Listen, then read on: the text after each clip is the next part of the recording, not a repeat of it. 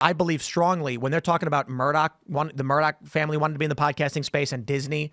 Comcast may nuke MSNBC, but what that really means is they're going to come to the space right now, and you've heard the liberal channels on YouTube screaming, "Why aren't we getting funding from this?" Mm-hmm. The Democratic Party is going to reassess, and they're going to say, "Why didn't our media mechanism work?" And they're going to say, "Because people are on YouTube." And then they're going to look to these liberal creators and say, "How much money do we have to pay them to say our message?" And those people are going to take the money in 2 seconds. And they're going to go to YouTube and say, "Our network guarantees this, that, or otherwise. We're part of MSNBC or CNN, so you know it's safe." Already, if you go to YouTube and you search news, you're only getting cable TV YouTube channels. This is going to happen to podcasters in the next year or two, maybe 3, but it's coming. And I think people got to be prepared for that. They're not going to allow, dude.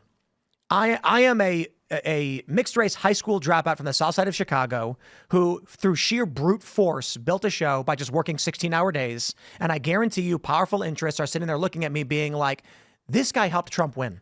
Right. He was talking to moderates the whole time saying Trump is the guy, and he helped cost us the election. We need to shut out people like him. And I see that coming. Well, it's not even just people like you who are explicitly conservative, but what about all the comedians? But I'm not explicitly conservative.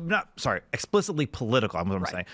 What are all the comedian podcasters who never talked really about politics that much, who had Trump on their network? They're going to fall in line in 2 seconds. 100%. Yeah. These comedians largely refused to endorse Donald Trump until it became obvious in the public sphere that, like with the Bud Light and Target thing, they said, we can see the writing on the wall. We're shifting over. The Democratic Party and the neocon establishment political forces are probably saying those people will fall in line if we can maintain a dominant, like a ubiquity in culture. Independent voices rising up and dominating. Trump being a weird underdog anti-establishment billionaire was weird. They didn't want him to win, but now he owns the narrative. He owns the popularity contest. They've got to reverse that. They're going to put billions into this space to make sure, and it's going to be real easy. They won't ban us. They're not going to go to YouTube and say, ban that guy. They're going to go to YouTube and say, we'd like to run a $100 million ad campaign. Then the only thing you're ever going to see is the podcast individual personalities that appear authentic because they were cast to do so. It will work for the average person to be entertaining. It will have substantially more marketing and backing. It will be more appealing to individuals getting into the space. And then they're going to have bosses. And those bosses are going to say, look, we know you're deeply concerned about those issues right here, but we really do think this news is more important, and they're going to push people in the direction they want them to go. Then you're gonna get corporate press, Orange Man bad all over again, and it'll be YouTube. I think part of the CNN numbers and the MSNBC numbers also do with the fact that when Trump won the popular vote, and that narrative was taken from them that it was the Electoral College and they stole it from you, yada yada yada.